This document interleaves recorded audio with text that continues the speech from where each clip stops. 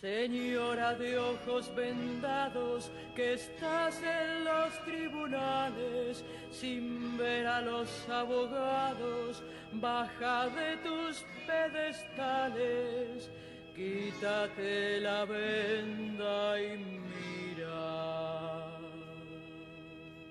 Cuánta mentira.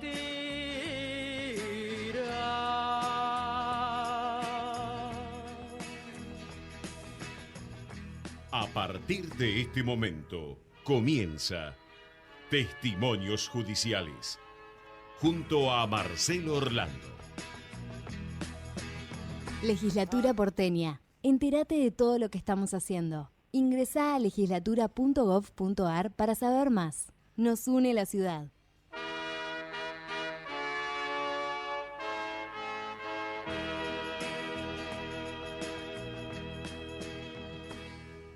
Señora de ojos vendados. Hola, ¿qué tal? Muy buenos días. Faltan unos segundos para las 9 de la mañana en este domingo 10 de mayo del 2026.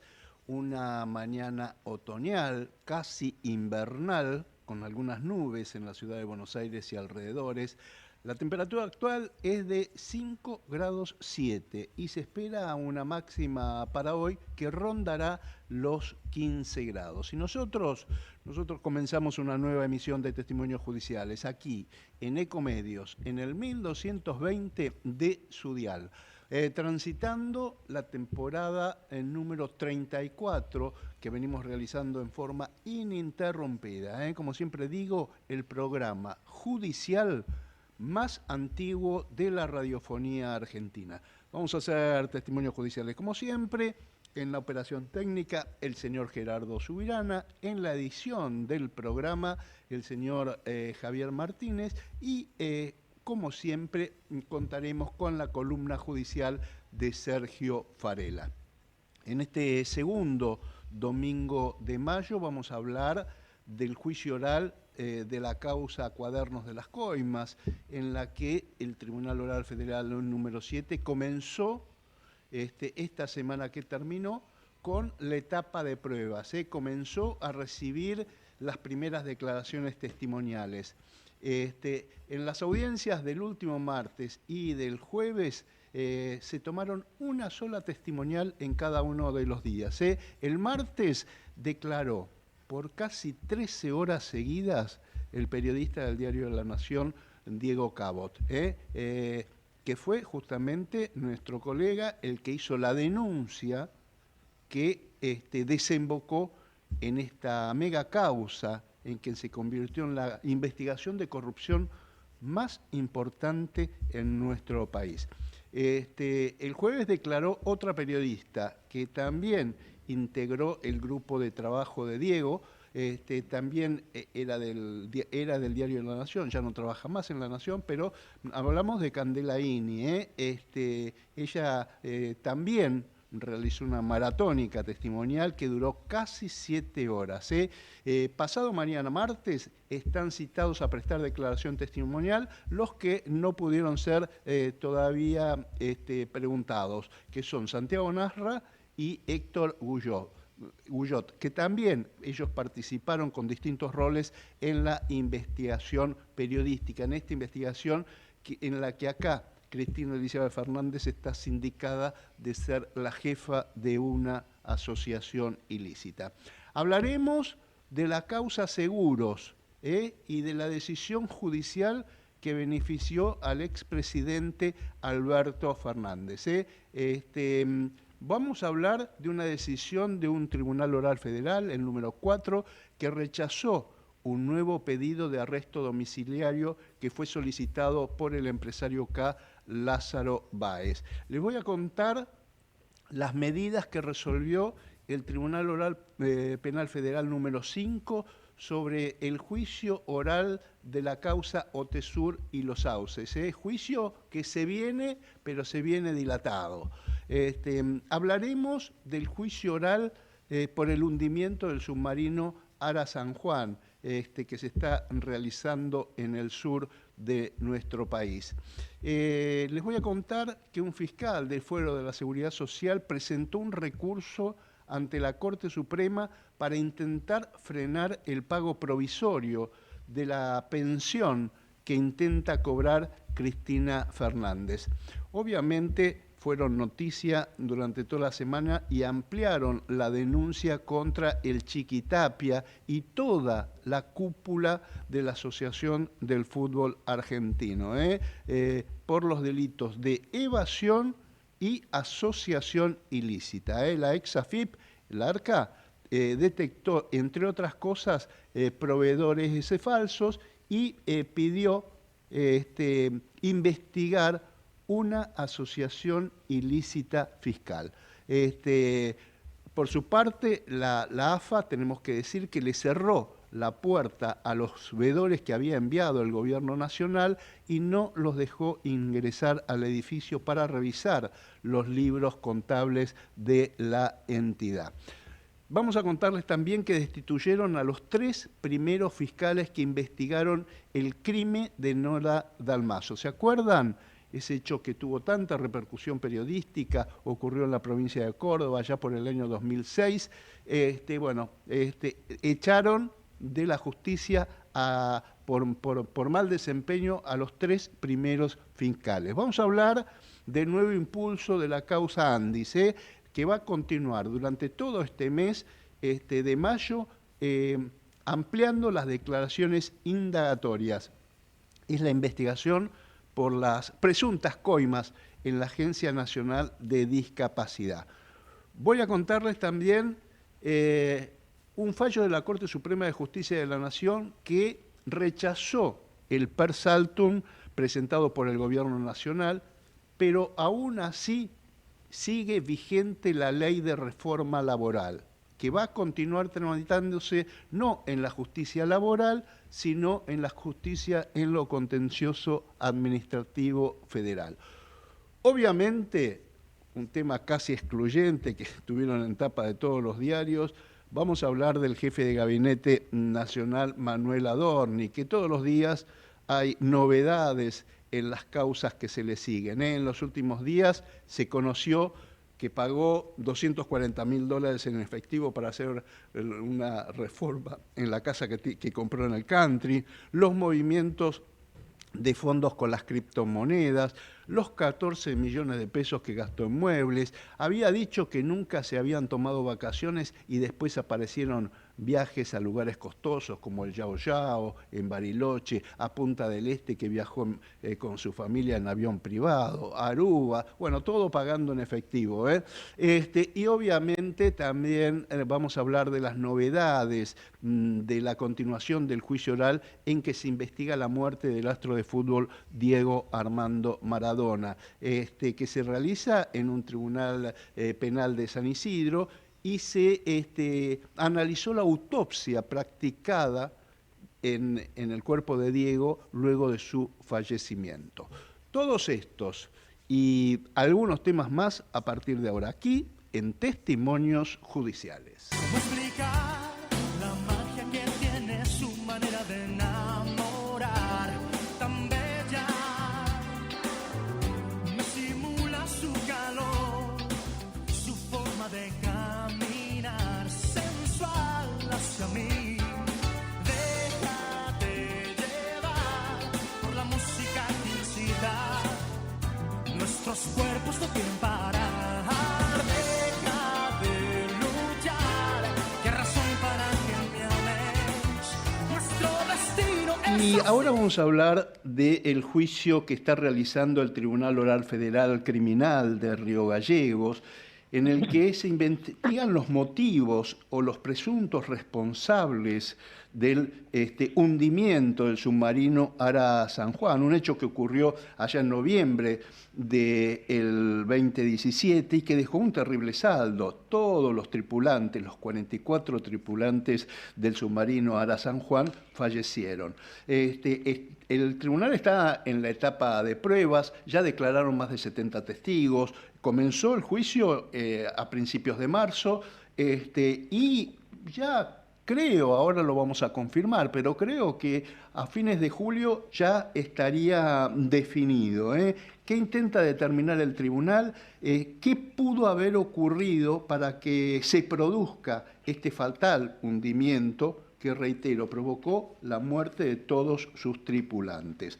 Vamos a hablar con el doctor Juan Pablo Bigliero, que él representa al ex capitán de navíos, Claudio Villamide. Doctor Bigliero, muy buenos días. Marcelo Orlando lo saluda. ¿Cómo anda? Hola Marcelo, un gusto hablar nuevamente con ustedes. Gracias por atendernos en este domingo y quería preguntarle, ¿no? ¿Cómo se encara una defensa tan técnica? Porque estuve leyendo y entonces los peritos son cosas tan técnicas, es como las cuestiones médicas, ¿no? Ustedes que tienen traductores, ¿cómo hacen para entender todo lo que intentan contarle los testigos que son tan especialistas?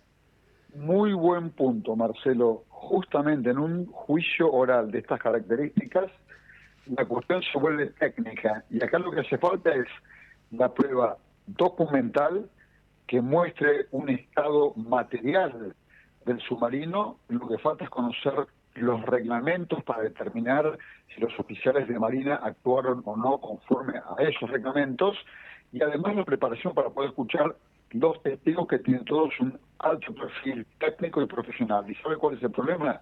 Para decirlo en un lenguaje bien llano, que acá se terminó el verso.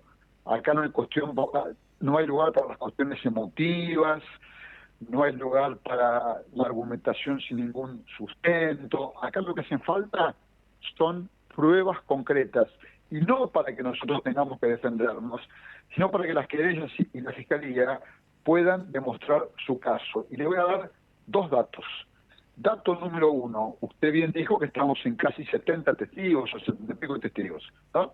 Sí.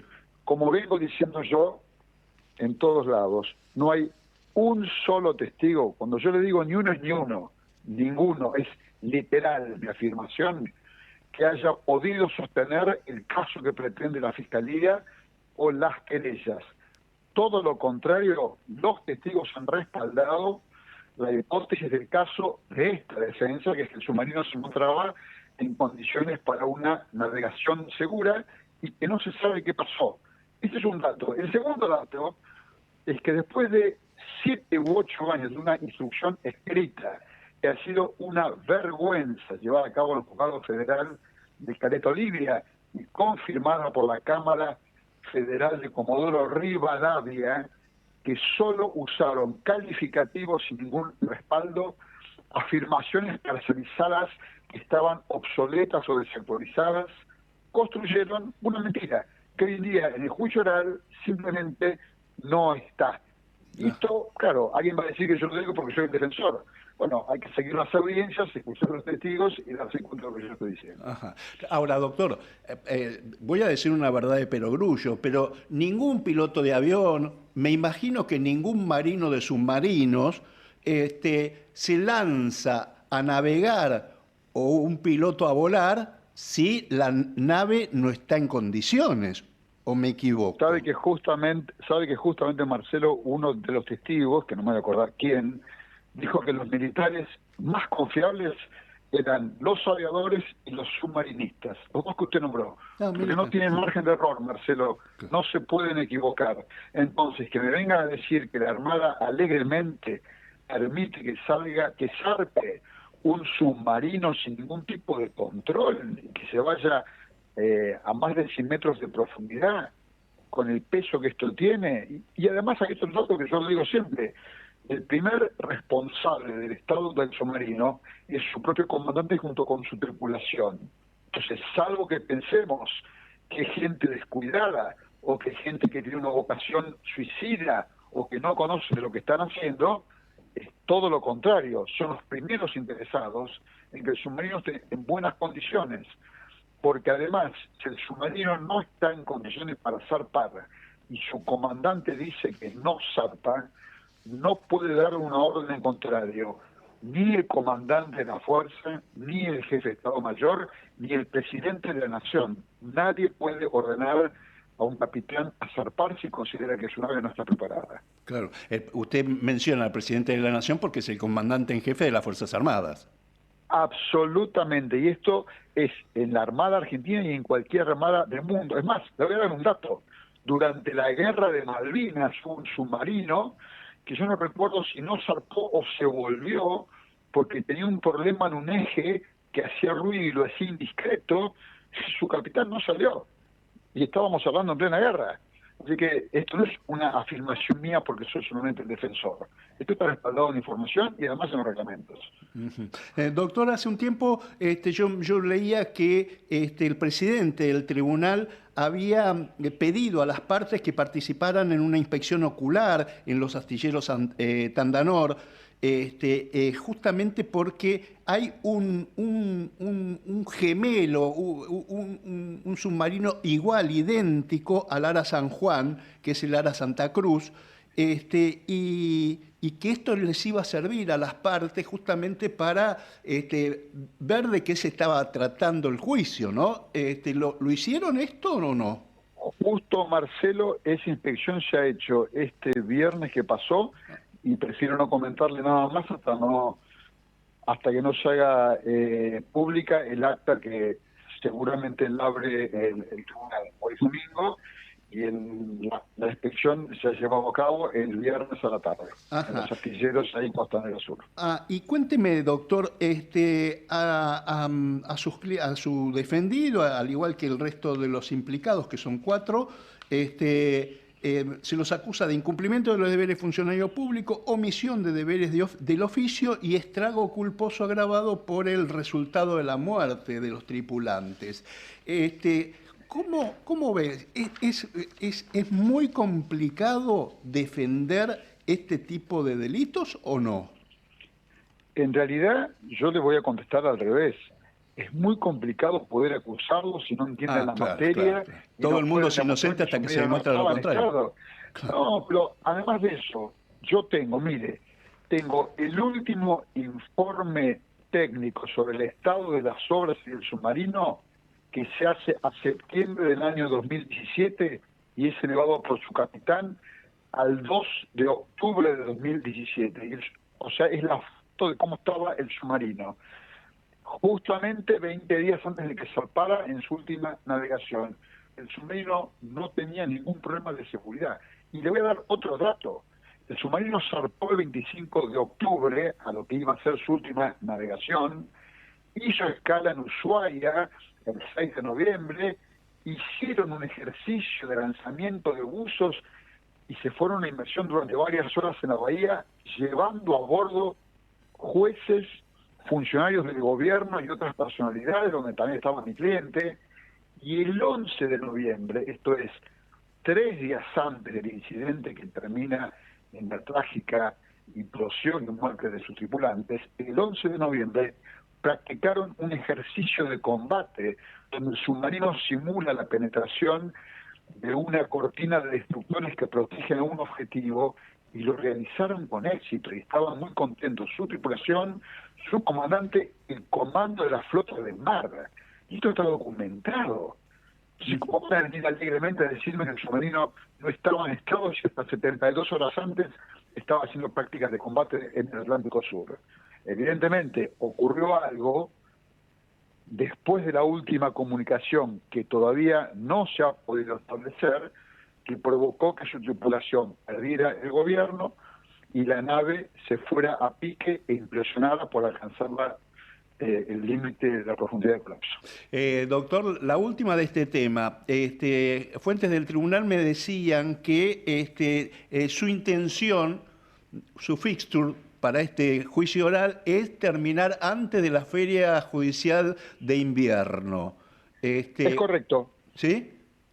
Está previsto esto ya está previsto desde que empezamos. Ajá. Para el 8 de julio, ajá, la fecha en la que el tribunal daría a conocer su veredicto. Si usted me pregunta a mí, por cómo venimos con cronograma me parece que vamos a llegar bien. Ah, bueno. Y dije que era la última de este tema porque quería charlar otro tema que en las últimas horas la jueza federal de San Isidro, la doctora Sandra Arroyo Salgado, dio una charla y en la charla hizo un comentario y dio su hipótesis sobre la muerte de su ex esposo, el fallecido fiscal Alberto Nisman, y apuntó a vínculos de inteligencia, de yacimientos de Río Turbio, y también dijo que estaría involucrado un funcionario del gobierno actual. Usted, se lo pregunto esto porque usted fue abogado querellante en el caso Nisman. Correcto.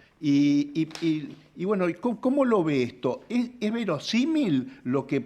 A ver, yo enseguida pensé, una jueza tan importante, de una jurisdicción tan importante, jueza federal, que maneja vínculos con agentes de inteligencia, debe tener información privilegiada, ¿o me equivoco? Yo le voy a dar mi respuesta. Fui querellante, representé a las hijas de la doctora Sandra Arroyo Salgado por un poder que ella nos da, y para mí fue un honor hacerlo. Yo haría dos disquisiciones. Cuando hablamos de, usted me dice, funcionarios de tal o cual empresa del Estado o del gobierno, en realidad habría que prestar atención a las personas, no si es gobierno o si son empresas. Claro. Son personas físicas, individuos que están acá y ayer estaban en otro lugar, claro, no porque estén involucrada la empresa o el gobierno actual. Eso sería una lectura superficial. Y en segundo lugar, es cierto que la doctora Arroyo Salgado es un magistrado federal con muchísimos años de experiencia, y además antes ha ocupado otros cargos. Me da la impresión que ella no está opinando como jueza, porque no es la jueza del caso, sino que es la viuda de Alberto Nisman, la madre de sus hijas, y una persona que ha tenido y mantiene vigente su interés en el caso, y conociéndola, no imagino que vaya a decir algo sin ningún tipo de fundamento. Eso sin ninguna duda. Pero fíjense que es un tema que hasta el día de hoy sigue vigente. Nosotros en qué colaboramos en demostrar que Alberto Nisman no se disparó.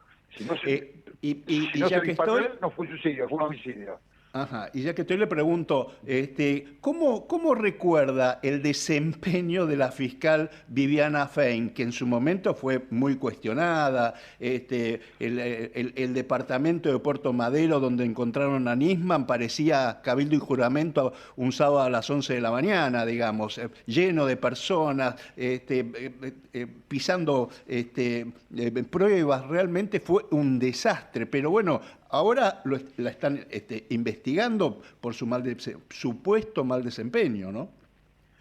Yo le voy a contestar algo con toda franqueza, como usted sabe que siempre hablo con usted, Marcelo. A mí, como diríamos en el barrio, no me gusta hacer leña del árbol caído. Lo que yo tenía que decir sobre la ex fiscal Fein, lo dije en su momento, fui duro con ella. De hecho, ella o su secretario me denunciaron en el colegio público por mis expresiones sobre la investigación, que a mí me parecía vergonzosa, pero hoy en día a mí me pone triste tener que estar empleando tiempo en investigar a la fiscal y no en investigar realmente qué fue lo que pasó. Porque acá, como dije en su momento, Marcelo, se atan dos extremos. Uno a veces no sabe si está ante la Argentina conspirativa o si está ante la Argentina berreta, donde las cosas se atan con alambre. Esto es, realmente, en el caso de algunos funcionarios, puede haber habido funcionarios de la justicia o funcionarios de las fuerzas de seguridad. Uno dice, ¿puede haber habido una conspiración con un plan armado atrás de esto? Puede ser. Pero puede haber habido también mala práctica del oficio, haber hecho mal las cosas por falta de capacidad, por falta de pasión con el trabajo. Sí, absolutamente también. Entonces es muy difícil discernir. Lo que sí no tenemos ninguna duda es que Alberto Nisman no se disparó su arma. Si él no la disparó, esto es un homicidio y no es un suicidio.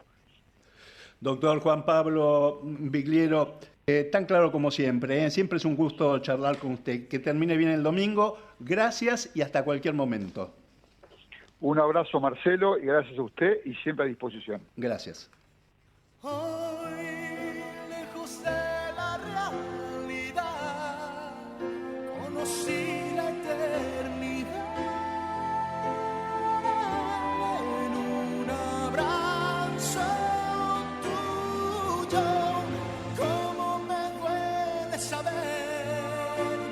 es algo que solo soñé. Nos desgarramos. 9 de la mañana, 22 minutos. Fresquita mañana de domingo, 7 grados la temperatura actual, sensación térmica 6 grados 2, algunas nubes en el cielo de aquí de la capital federal, en pleno Obelisco estamos nosotros, así que vemos desde aquí, desde la ventana, un cielo con algunas nubes en la ciudad de Buenos Aires. Y esta semana que pasó se conocieron, como siempre, habitualmente, nos tiene acostumbrados la Corte Suprema de Justicia de la Nación con varios fallos muy importantes. Uno de ellos, el máximo Tribunal de Justicia de nuestro país, rechazó el per santum presentado por el gobierno para definir la validez de la reforma laboral. La Corte Suprema declaró que es inoficioso el pedido de la Procuración del Tesoro en nombre del Gobierno Nacional para analizar el per saltum solicitado. En esta causa en que la CGT estaba en contra de la reforma laboral. La Cámara del Trabajo había ordenado el envío del expediente al Fuero Contencioso Administrativo Federal y, por lo tanto, según el máximo tribunal, no se aplica el per saltum si ya un tribunal de apelaciones resolvió la cuestión. Esto significa que la Corte Suprema va a esperar que los tribunales inferiores se expidan sobre el caso judicial y porque la reforma laboral actualmente se encuentra vigente. Así que esto no perjudica a nadie y esta fue la decisión de la Corte Suprema de Justicia de la Nación. Cuando yo te conocí, ¿cómo lo podré olvidar? Con tu cuerpo y actitud, eres espectacular. Por lo bien que te ves, que ni banda mujer, tienes de ser. Cuando salgo a caminar y me quiero concentrar, y en mi mente está tu voz, que seduce la razón. Por lo bien que te ves, que ni banda mujer. 9 de la mañana, 25 minutos, y ahora vamos al encuentro de Sergio Farela. Él sigue de cerca todo el tema de Diego Armando Maradona y también todas las novedades sobre el caso Adorni. Sergio, buen día, ¿cómo va todo? Hola Marcelo, ¿cómo te va? Muy buen domingo, ¿cómo estás?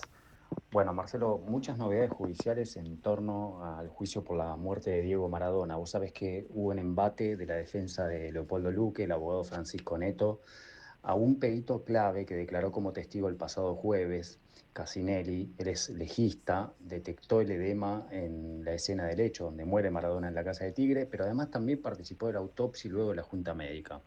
Fue altamente cuestionado y la defensa de Luque de alguna forma lo hizo contradecirse sobre si habían hecho dos maniobras clave en el lugar del hecho, se conocen como el signo de Godet o el témpano, son maniobras médicas para detectar si había edema o no.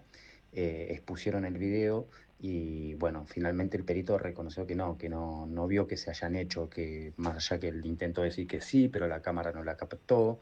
Bueno, en fin, un empate bastante fuerte y donde Luque mismo se encargaba de sacar libro médico tras libro médico durante la declaración de este médico para contradecirlo sobre, por ejemplo, el tamaño de los pulmones, del corazón, sobre si había edema o no. Bueno, vos sabés que ellos insisten en que Maradona murió por el grave estado de salud que tenía, que fue súbita y que no fue con agonía, algo que sí dice la Junta Médica. Así que por ahora sigue el juicio, van a declarar más médicos.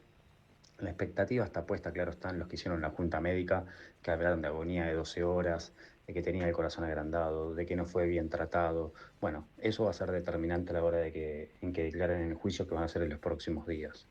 Y por el otro lado podemos hablar del caso Adorni.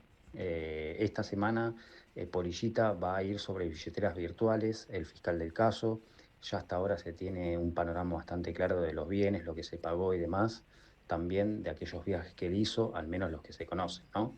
Y te digo, esto se va a encaminar hacia una intimación seguramente más tarde, más temprano, sobre Manuel Adorni. Creo yo, por la información que manejo, que también tiene que ver con los tiempos políticos. Es decir, se está aguardando que Adorni dé un paso al costado. Si eso no sucede, bueno, el fiscal va a tener que seguir adelante, ¿no?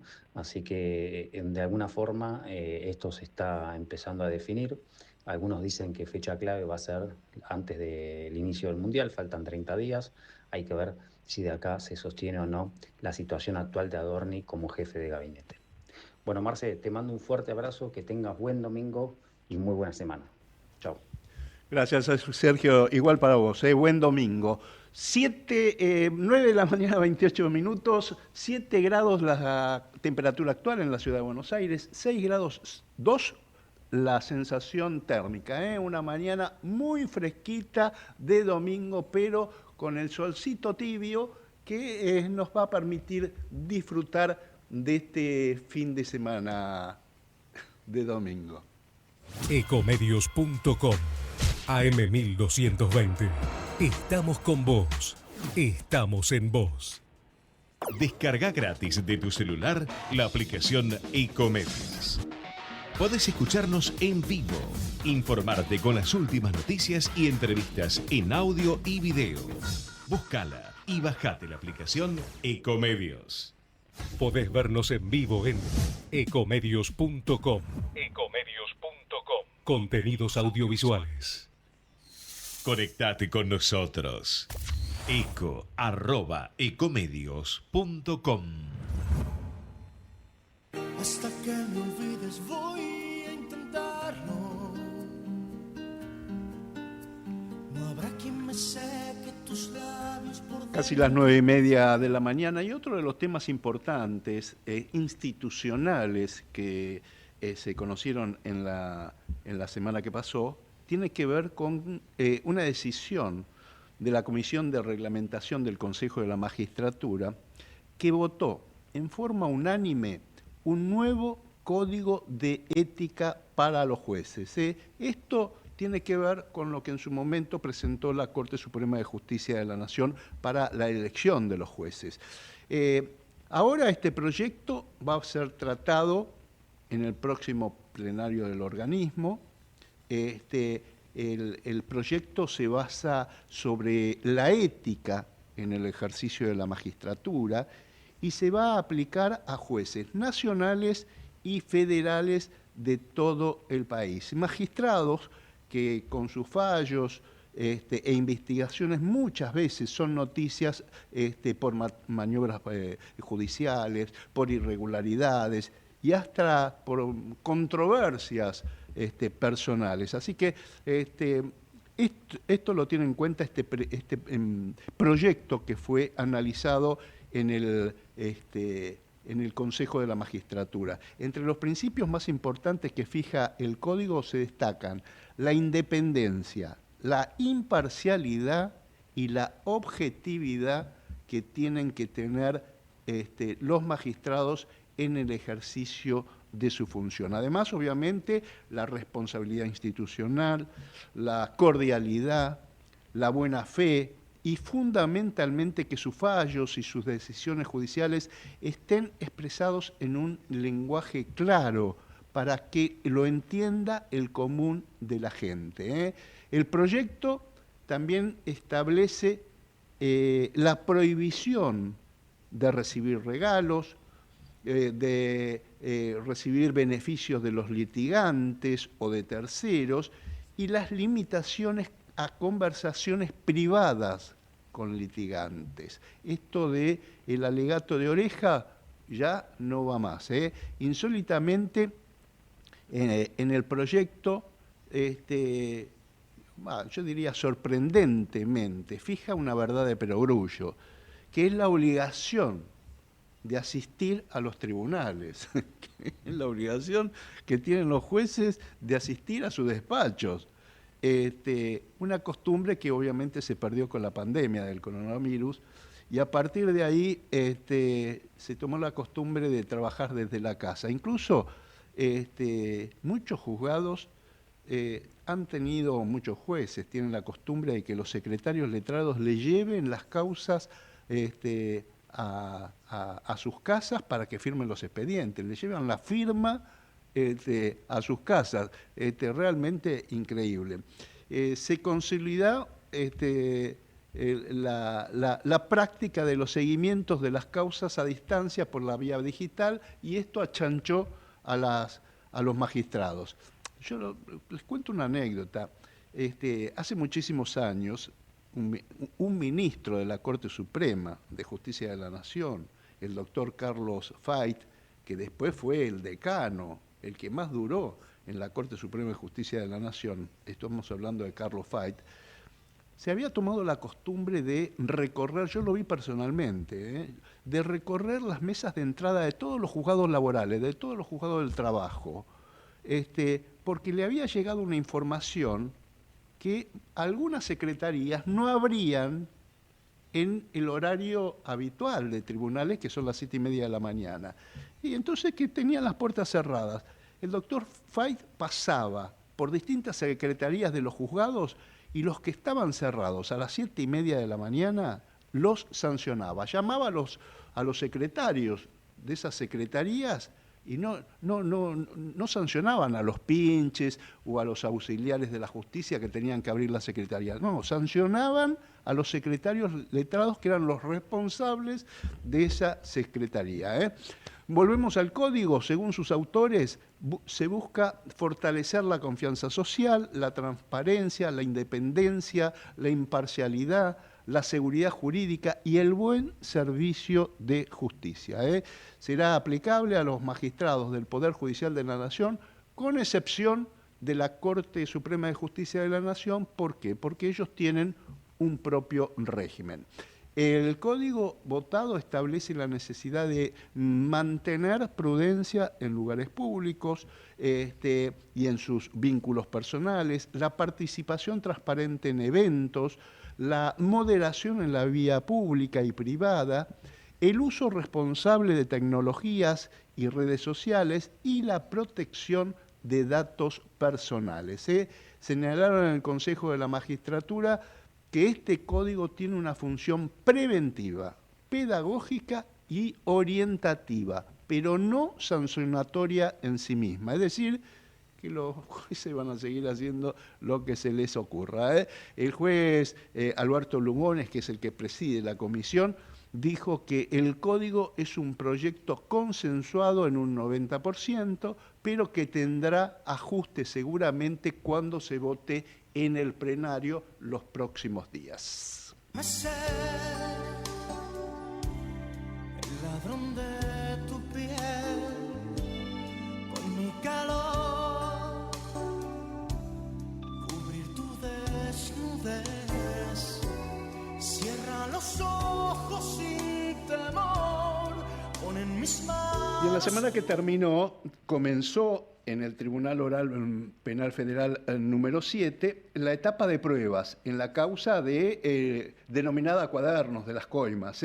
Comenzó la etapa de declaración de testigos, testigos que originalmente iban a ser como 900, después se achicaron a 600 y pico, pero bueno, buscan reducir la lista de los testigos propuestos, tanto por las distintas partes, defensas, querella, fiscalía.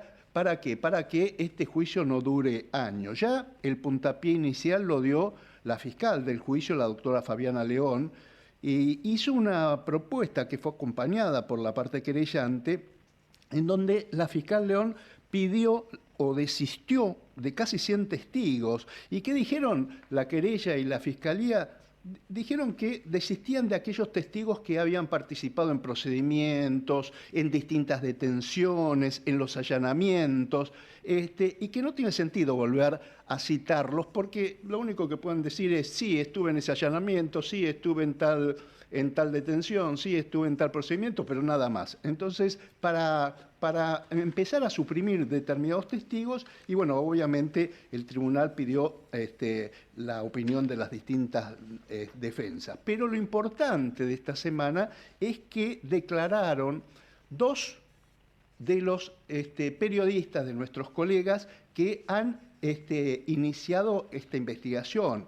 Uno de ellos es Diego Cabo, que es precisamente periodista del diario La Nación, que fue el que impulsó, el que realizó la denuncia ante el fiscal Stornelli, y la otra fue Candela Ini, que fue una colaboradora en esta investigación de Diego Cabot. Lo cierto y lo concreto es que declararon, yo realmente no recuerdo haber visto una declaración testimonial ni en el juicio a las juntas de los comandantes. De tanto, Diego Cabot declaró durante 13 horas seguidas, y además tuvo que soportar todo tipo de presiones por parte de algunos de los abogados defensores. Lo mismo ocurrió con Candela, que declaró y tuvo que soportar preguntas algo incisivas, algo incluso hasta desubicadas, y declaró durante 7 horas. Vamos a hablar con una de las abogadas del juicio.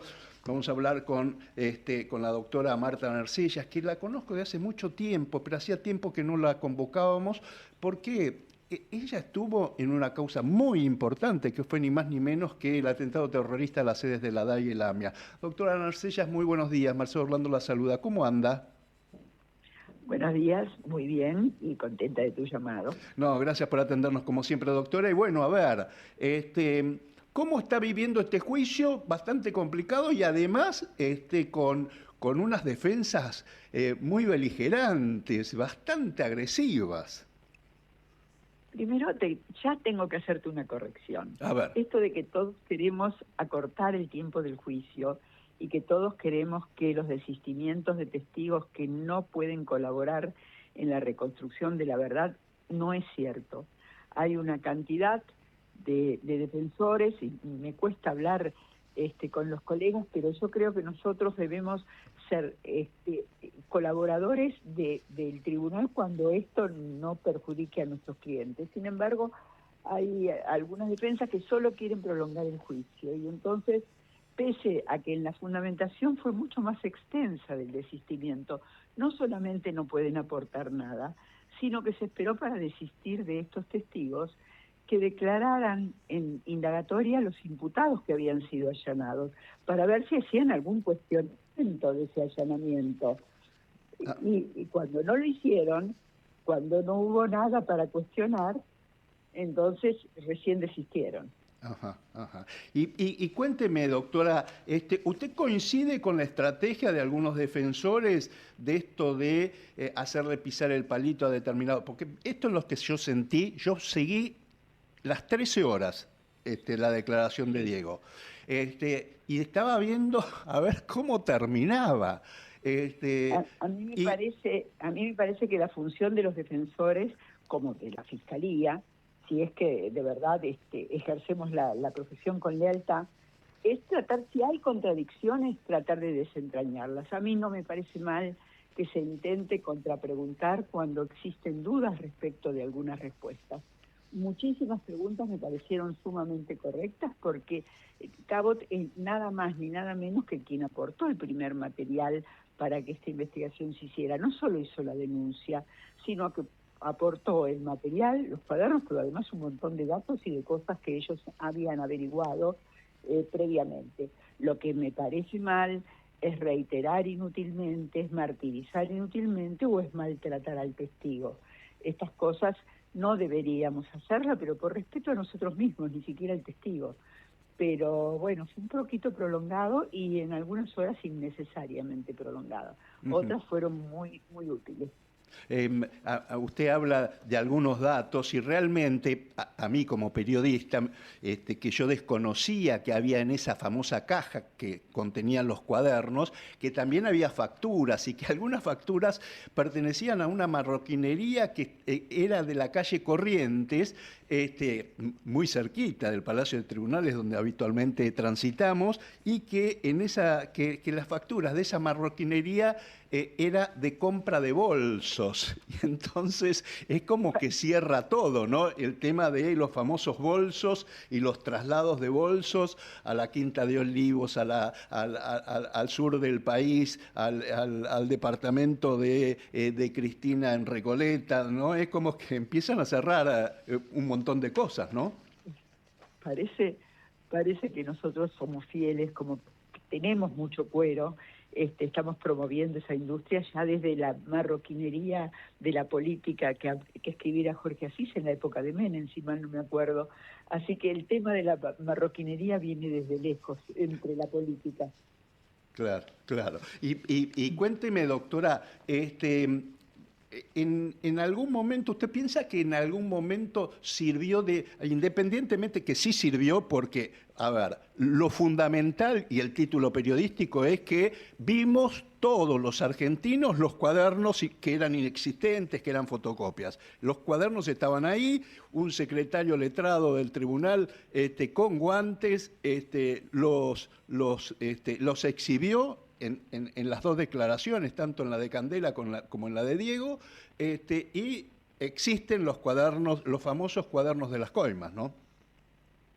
Sí, los cuadernos existen, las manifestaciones que hicieron ambos testigos coinciden en punto a la calidad de los cuadernos y a la calidad de la escritura, es decir, eran cuadernos muy escritos, cuadernos que al principio parecía que habían sido escritos por un chofer que lo que quería era dejar constancia del kilometraje, los destinos, etcétera, como si estuviera constatando las razones por las cuales luego facturaría su trabajo, y luego fueron cambiando su cariz y empezaron a agregar datos extraños para un chofer, pero eso tendría que contarnos Centeno porque fue que cambió, porque es su letra, es él el que los escribió, y los escribió en el tiempo en que dice que los escribió, y después muchas pruebas constataron que lo escrito en esos cuadernos coincidía con la realidad. Muchas preguntas por parte de aquellas defensas que representan a exfuncionarios importantes del gobierno kirchnerista, llámese Barata, los importantes, Julio David, intentaron preguntar el por qué Diego Cabot había hecho la denuncia ante el fiscal, incluso lo intentaron, le preguntaron, ¿usted fue a visitar al juez Bonadío y no dejó asentado en algún lugar que usted lo fue a visitar? Y yo me preguntaba, no sé, en estos últimos 40 años yo debo haber visitado a 10.000 funcionarios, jueces, camaristas, fiscales, ministros de la Corte. Nunca jamás, incluyendo a Zaffaroni, que he ido al despacho de Zaffaroni infinidad de veces, nunca jamás ningún funcionario judicial dejó asentado que yo lo fui a visitar.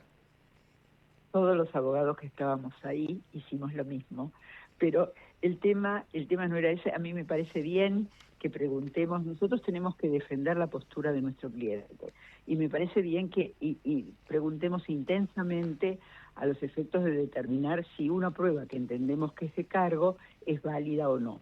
Lo que no me pareció es cómo lo empujaban para que quedara incurso en un delito. Yo el único delito que pretendo hacer incurrir a un testigo cuando creo que es falso es el de la falsedad testimonial. Claro. Pero acá desde la violación de secretos a hacerlo quedar mal, en algunos momentos las preguntas eran para decir o sos mal periodista o sos falso testigo. Es decir, que trataban de ponerlos en encrucijadas en donde no supiera qué contestar, cuando él fue muy claro. Una cosa es cuando declarás bajo juramento y manifestás con exactitud y precisión, la mayor que recuerdes, los hechos, y otra cosa es cuando escribís un libro, en donde le tenés que dar un cierto al relato. Todos vemos que cuando nos dicen fundados en hechos reales, pero no se ajustan exactamente en horarios, en tiempos, puede haber diferencias. Y esto es así, nadie va a buscar la verdad histórica en un libro escrito novelado, digamos. Claro. Pero bueno, eso no me pareció bien, porque me parece desleal con el testigo. Además, doctora, yo hace muchos años, cuando estudiaba, cuando era estudiante universitario, trabajaba en tribunales, trabajaba en un juzgado de instrucción de menores, y como escribiente, tomé muchas declaraciones, y yo jamás escribía lo textual, salvo que pusiese textualmente entre comillas, pero textualmente, claro. Yo trataba de relatar la idea que me explicaba el testigo, pero nunca era una declaración taquigráfica la que yo hacía, digamos.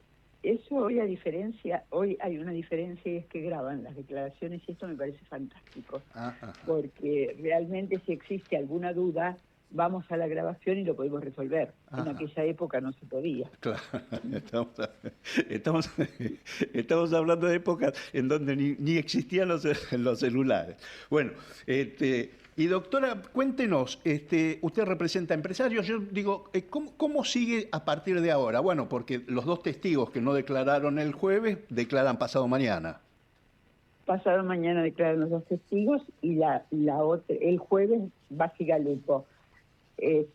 Realmente se va a hacer muy largo y para los abogados que como yo representamos empresarios que no están en cuadernos sino en los legajos de arrepentidos, claro. Se hace larguísima la espera e injusta para los empresarios y para nosotros, porque esta prolongación absolutamente innecesaria de un montón de declaraciones hace que esta gente quede liberada de su estado de sospecha, sabe Dios cuándo, ¿no? Claro, claro. Y doctora, ahora se vienen, me imagino que después empiezan a correr testigos, incluso ustedes mismos, los defensores y la Fiscalía van a seguir desistiendo. Cuando vean que se repiten muchas declaraciones, para determinados testigos se van a ir repitiendo, salvo la de los grandes empresarios que como Urnequian, como Pescarmona, los que están citados, a esos por ahí se los interroga un poco más, ¿no? Yo espero que el tribunal, porque los testigos ahora son todos del tribunal, los haya propuesto quien los haya propuesto. Pero creo que cuando desiste alguna de las partes del testigo que propuso porque considera que es inútil, se corre vista al resto porque ya es un testigo del juicio y espero que todos seamos leales en la posibilidad de acortar los tiempos, ¿no? Claro. Que cuando realmente se vea que es inútil la declaración de ese testigo, desistamos y que pero ayer, por ejemplo, pedían que las audiencias fueran más cortas, que no, entonces digo, lejos de primero nos quejábamos porque era una vez por semana, ahora nos quejamos porque las audiencias son largas. Bueno, la hacen largas las defensas. Sí, sin duda. Y es muy difícil para el tribunal, la verdad, que dirigir este juicio. No le envidio nada a los tres jueces estar allí adelante. Absolutamente, lo están piloteando muy bien, es para sacarse el sombrero. Realmente, porque le dan todas las garantías a ustedes, a la Fiscalía, a los testigos, a la querella, realmente son muy, muy, muy ecuánimes. Sí, yo no sé si tanto, pero están haciendo un trabajo difícil. Por ahí uno siempre tiene algo de qué quejarse. Sí, claro. Oye, ustedes son difíciles, ustedes son terribles. Y no, lo que pasa es que siempre estamos mirando cuál es el resultado procesal que estamos buscando. Tal cual. Y entonces a veces lo que los jueces resuelven no viene bien a ese resultado procesal. Doctora, y de paso la exprimo y la cambio de tema. Le quería preguntar no a la abogada defensora ni a la abogada querellante, sino a la profesora universitaria. Digo, ¿cómo ve el tema, usted que tuvo tanto vínculo con la investigación del caso AMIA, con ahora el juicio en ausencia, que se realice el juicio en ausencia? Se está esperando un fallo de la Cámara de Casación para avanzar, pero ¿cómo ve todo eso? Bueno, yo lo estoy esperando desde el mismo día en que teníamos todos los elementos de prueba y no conseguíamos que el gobierno de Irán trajera a las personas que se encuentran imputadas. Es necesario que la gente, los ciudadanos, pero sobre todo las víctimas y todos los ligados a esa causa, vean sobre el escritorio la cantidad de pruebas que se reunió, la cantidad de pruebas que nos está indicando que son ellos, que no es una arbitraria imputación de estos funcionarios realizada por la acusación, sino que existe cantidad de elementos objetivos que los señalan como autores, instigadores y financiadores del atentado. Yo creo que es muy, muy importante ese juicio y que nos va a demostrar un montón de cosas que hasta ahora se siguen negando, inclusive por muchas personas que parecería que hubiéramos inventado que fueran. Sí, claro. Doctora Marta Nercellas, abogada defensora en la causa Cuadernos, gracias como siempre, gracias por su tiempo. Le mando un beso grande y obviamente la vamos a seguir molestando como siempre, ¿eh? Bueno, no es ninguna molestia, gracias a ustedes. Que tenga un buen domingo, gracias. ¿Cómo explicar la magia que tiene su manera de enamorar? Tan bella, me simula su calor, su forma de caminar, sensual hacia mí. Faltan 7 minutos para las 10 de la mañana, fresquita, mañana de domingo, un sol tenue pero lindo, algunas nubes, 7 grados la temperatura actual, 6 grados, 2 la sensación térmica. Y quería contarles que el Tribunal Oral Federal 4 rechazó un nuevo pedido de arresto domiciliario solicitado por la defensa de Lázaro Báez, el empresario K, quien está detenido en la cárcel de Seiza, cumpliendo una condena unificada de 15 años de prisión, justamente por las condenas que tuvo en Vialidad y Ruta del Dinero K. El informe de los peritos médicos descartó factores de riesgo que justifiquen un cambio en el régimen de cumplimiento de la condena. Y por eso el juez de ejecución, el doctor Néstor Costabel, ordenó poner en conocimiento a las autoridades del servicio del complejo penitenciario de Seiza los resultados de este informe médico pericial, justamente para que se adecúen a los controles médicos solicitados por los peritos.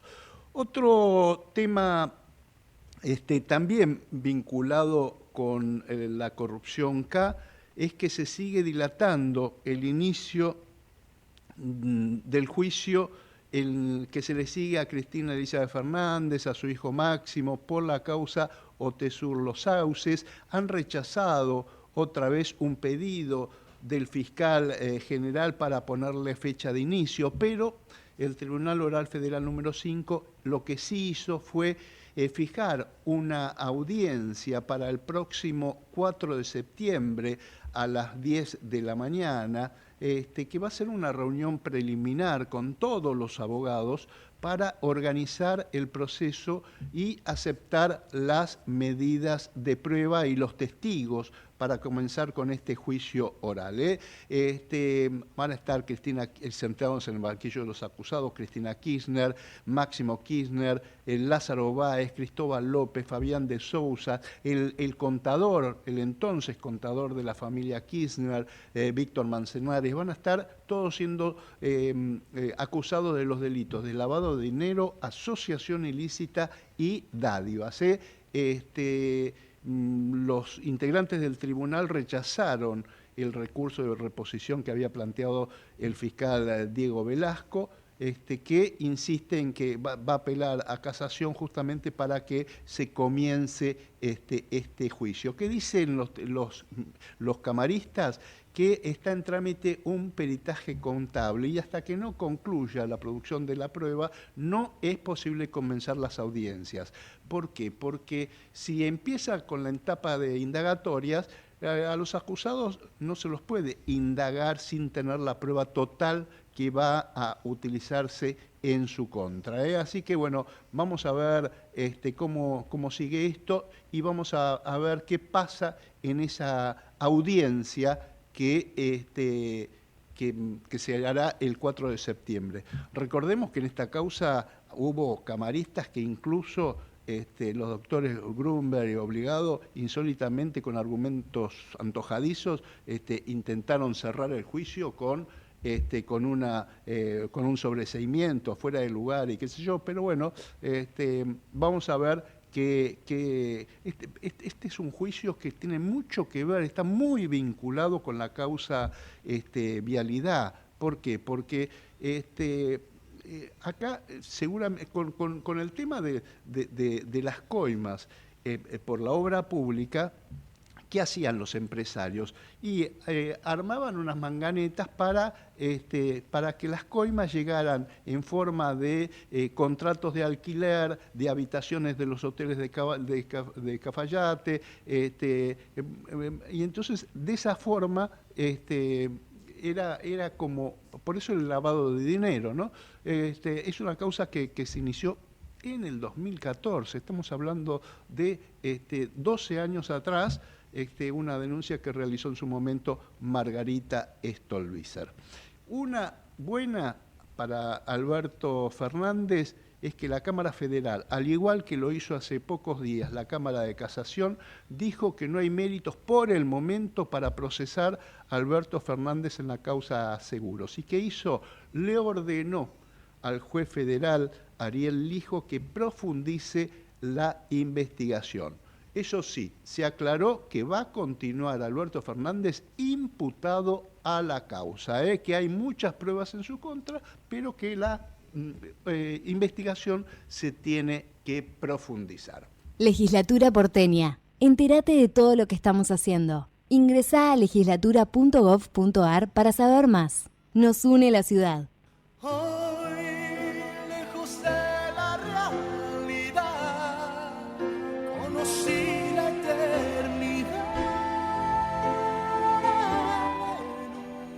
Y ahora sí, hasta aquí llegamos. Hicimos testimonios judiciales en la operación técnica el señor Gerardo Subirana y en la edición del programa Javier Martínez. Ahora los dejamos con todo el equipo de Nueva Economía, el programa de Willy, de Guillermo Laborda, y nosotros nos despedimos, si Dios quiere, hasta dentro de 7 días. Nos reencontramos el próximo domingo a las 9. Que tengan todos un muy lindo día y muy buena semana. Chao. A los abogados, baja de tus pedestales, quítate la venda y mira.